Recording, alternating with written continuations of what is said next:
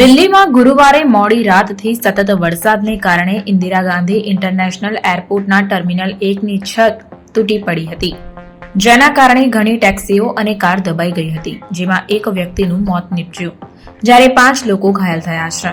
ઘાયલ લોકોને હોસ્પિટલ સારવાર માટે ખસેડવામાં આવ્યા છે. વાહનોમાં ફસાયેલા લોકોને બચાવવા માટે સર્ચ ઓપરેશન ચલાવવામાં આવ્યું. આ ઘટના શુક્રવારે સવારે 5 વાગે બની હતી. દિલ્હી ફાયર સર્વિસ ના અધિકારીઓએ જણાવ્યું કે ટર્મિનલ 1ની છતની શીટ સિવાય સપોર્ટ બીમ પણ તૂટી ગયું છે, જેના કારણે ટર્મિનલના પિકઅપ અને ડ્રોપ એરિયામાં પાર્ક કરેલી કારને નુકસાન થયું હતું.